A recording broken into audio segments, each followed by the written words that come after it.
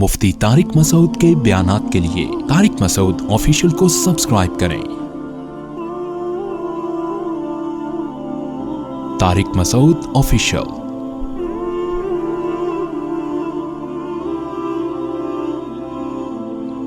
آپ کو پتہ ہے اسلام میں جو سب سے پہلی آیت نازل ہوئی رسول اللہ صلی اللہ علیہ وسلم پہ، اقرأ بسم ربک الذی خلق، خلق الانسان من علق، اقرأ وربک الاکرم الذی علم بالقلم، علم الانسان ما لم یعلم۔ کمال کی بات یہ ہے کہ ہمارے پیغمبر صلی اللہ علیہ وسلم کے ہاتھ مبارک نے کبھی الف کی لکیر بھی نہیں کھینچی، دنیا کو پڑھا کے چلے گئے۔ آپ صلی اللہ علیہ وسلم کو یہ طعنہ دیا گیا کہ یہ مجنون ہیں، معاذ اللہ، دیوانے ہیں۔ قرآن میں اللہ نے قلم کی قسم اٹھائی، والقلم وما یسطرون ما انت بنعمت ربک بمجنون۔ قلم کی قسم اور ان تحریروں کی قسم جو قلم سے لکھی جاتی ہیں، آپ مجنون اور دیوانے نہیں ہیں۔ اللہ نے قلم کی قسم کیوں اٹھائی؟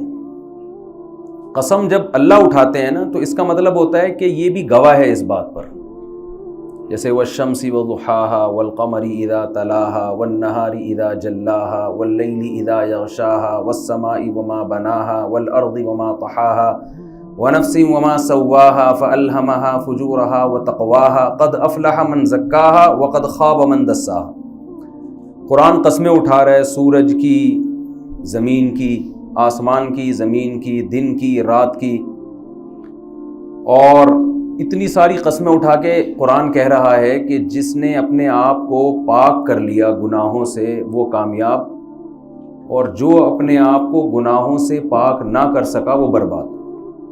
تو یہ قسموں میں مناسبت کیا ہے کہ اللہ قسمیں اٹھا رہے ہیں زمین اور آسمان کی، یعنی اس دنیا کا جو نظام چل رہا ہے نا وہ اختلاف میں چل رہا ہے، دنیا ایک جیسی نہیں ہے۔ یا تو بلندیوں میں آپ جائیں تو بلندی سے بلندی آپ کو آسمان نظر آئے گا، پستیوں میں جائیں تو زمین ہے، اس سے نیچے تو نہیں جا سکتے نا۔ اندھیروں میں جائیں تو ایسے ایسے اندھیرے کہ ہاتھ کو ہاتھ سجائی نہ دے۔ روشنی جب ہوتی ہے تو کس قدر تیز روشنی ہوتی ہے جب سورج بلند ہوتا ہے۔ تو جیسے اس کائنات کے نظام ایک حالت میں نہیں رہتا تو انسانوں کی بھی دو قسمیں ہیں، ایک طرح کے انسان نہیں ہیں۔ جو لوگ مذہب کو نہیں مانتے، آخرت کے وجود پر یقین نہیں رکھتے، وہ کہتے ہیں انسان سارے ایک جیسے ہیں، اچھے اور برے نہیں ہوتے۔ آپ کہیں گے بھائی یہ کس قسم کی بات کر دی ہم نے؟ جو مذہب کو نہیں مانتے وہ بھی کہتے ہیں there are two types of human، انسان کی کتنی قسمیں؟ اچھا بولنا پڑے گا آپ کو نا، انسان کی کتنی قسمیں؟ کچھ نائس پرسن ہوتے ہیں، کچھ بیڈ ہوتے ہیں، ویری بیڈ کہتے ہیں نا، بہت گندا آدمی ہے، ویری نائس، بہت اچھا آدمی ہے۔ تو انسان کی انگریزوں کے ہاں کتنی قسمیں ہیں؟ دو، حالانکہ وہ تو آخرت کو نہیں مانتے۔ تو اس پہ اللہ کو اتنی قسمیں اٹھانے کی کیا ضرورت ہے؟ سورج کی قسم، چاند کی قسم، رات کی قسم، دن کی قسم، آسمان کی قسم، زمین کی قسم، انسان کی دو قسمیں، ایک کامیاب اور ایک ناکام، ایک اچھا اور ایک برا، من زکاہا سے اچھا، من دساہا سے برا مراد ہے۔ تو اتنی قسمیں اٹھانے کی کیا ضرورت ہے بھائی؟ کل میں کہیں جا رہا تھا تو کسی نے قوالی لگا دی، عزیز میاں قوال کی قوالی۔ تو میں قوالی سنتا نہیں ہوں لیکن اس کے چند اشعار میں نے سنے، اس میں وہ عزیز میاں قوال نے قسمیں اٹھائیں، اتنی قسمیں، پتہ نہیں کیا کیا، کوہ طور کی قسم، تورات کی قسم، فلانے کی قسم، وہ قوالی ہے پرانے زمانے کی، 20 قسمیں اٹھا کے ہم نے کہا پتہ نہیں کیا جواب آئے گا نا قسم کا۔ تو درجنوں قسموں کے بعد جواب یہ تھا میں شرابی۔ کوہ طور کی قسم اور پتہ نہیں کیا کیا قسمیں، مجھے تو یاد بھی نہیں وہ۔ تو میں نے ان سے کہا آرام سے بتا دیتا بھائی میں شرابی ہوں، اس میں اتنی ٹینشن کی کیا ضرورت ہے؟ تو سوال یہ پیدا ہوتا ہے کہ اللہ نے اتنی قسمیں اٹھائیں، والشمس وضحاها والقمر اذا تلاها والنهار اذا جلاها، اسی طرح دوسری صورت بھی ایسی ہے، واللیل اذا یغشا والنہار اذا تجلی وما خلق الذکر والانثى. بہت قسمیں اٹھاتا ہے قرآن، اور ثابت یہ کیا کہ there are two types of human. انسانوں کی کتنی قسمیں ہیں؟ اچھے اور برے. تو بھائی یہ تو ویسے ہی سب کو پتا ہے، انسان دو قسم کے ہوتے ہیں، ایک اچھا اور ایک برا. تو انگریز بھی کہتا ہے جو قرآن کو نہیں مانتا، جو آخرت کو نہیں مانتا. اصل بات یہ ہے کہ جو لوگ آخرت کو نہیں مانتے وہ جب اچھے کو اچھا کہتے ہیں نا تو اس کے ساتھ وہ سلوک نہیں کرتے جو اچھے کے ساتھ ہونا چاہیے. وہ جب برے کو برا کہتے ہیں تو اس کو وہ درجہ نہیں دیتے جو برے کو ملنا چاہیے. جب آپ نے یہ بات مان لی کہ مر کے ہم مٹی ہو کے ختم ہو جاتے ہیں تو اچھے کو اچھا بننے کا کوئی فائدہ نہیں اور برے کو برا بننے کا کوئی فائدہ نہیں. نتیجے کے لحاظ سے، رزلٹ کے لحاظ سے سب کیا ہو جاتے ہیں؟ سیم. آپ لاکھوں انسانوں کو قتل کرو، اتنا بڑا جرم کرو، اس کے بعد بھی آپ نے مر کے مٹی ہو کے ختم ہو جانا ہے. اور آپ کروڑوں انسانوں کا پیٹ بھرو اپنا پیٹ کاٹ کے، مرنے کے بعد آپ کی قبر میں اور قاتل کی قبر میں کوئی فرق نہیں ہوگا. جتنے کیڑے اس لاش پہ اتنے ہی کیڑے اس لاش پہ، اس کے بعد دوبارہ زندگی نہیں ہے. تو ایسا اچھے کا کیا فائدہ بھائی؟ کوئی فائدہ ہے ایسے اچھے بننے کا؟ بلکہ بعض دفعہ الٹا بھی ہوتا ہے. جو ظلم کرتا ہے اس کا ظلم چھپا ہوتا ہے، لوگ اس کو زیادہ عزت دے دیتے ہیں. ہمارے ہاں تو پاکستان میں بہت مثالیں ہیں، لوگ صدر بن جاتے ہیں، عزت مل جاتی ہے، اور جو بیچارہ حق پر ہوتا ہے وہ پستا چلا جاتا ہے. نہ صرف یہ کہ دنیا میں بدلہ نہیں ملتا بلکہ دنیا میں اس کے ساتھ اور زیادتی ہو جاتی ہے. ایسے کیسز آتے ہیں کہ جرم کسی اور نے کیا، سزا کسی اور کو ملی. تو قرآن کہہ رہا ہے کہ جیسے اس کائنات کے نظام میں اختلاف ہے، بہت زیادہ تبدیلی ہے، تو انسان بھی ایک جیسے نہیں ہے. جو کامیاب ہوگا نا وہ قد افلح، بہت بڑا کامیاب ہوگا. وہ ایسا نہیں ہوگا کہ اس کو بس لوگ دیکھیں، اس کو جو نیوٹن اور ایڈیسن وغیرہ نے جو چیزیں ایجاد کی، انسانیت کی خدمت کی نا، تو آج لوگ فائدہ اٹھا رہے ہیں. تو کیا ان کو اس کا بدلہ دنیا میں مل گیا؟ کچھ ملا ان کو؟ نہیں ملا نا بھائی. جتنی خدمت کی اس حساب سے تو کچھ بھی نہیں ملا. وہ الگ بات ہے کہ آخرت میں نجات کے لیے ایمان شرط ہے. ابھی وہ ٹاپک نہیں ہے، وہ پھر لوگ اشکال کرتے ہیں نا، اتنی خدمت کی پھر بھی جنت میں کیوں نہیں بھیج رہے آپ اس کو، نیوٹن کو. تو وہ ابھی ٹاپک نہیں ہے میرا، وہ سوال میں آپ پوچھ سکتے ہیں بعد میں.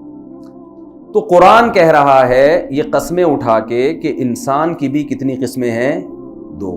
یا تو بہت بڑی کامیابی یا بہت بڑی ناکامی. مرنے کے بعد سب ایک جیسے نہیں ہو جاتے. تو میں یہ قرآن کی قسمیں سمجھانے کے لیے میں نے یہ مثال دی ہے. تو قرآن قسم اٹھا رہا ہے قلم کی اور ان تحریروں کی جو قلم کے ذریعے لکھی جاتی ہیں.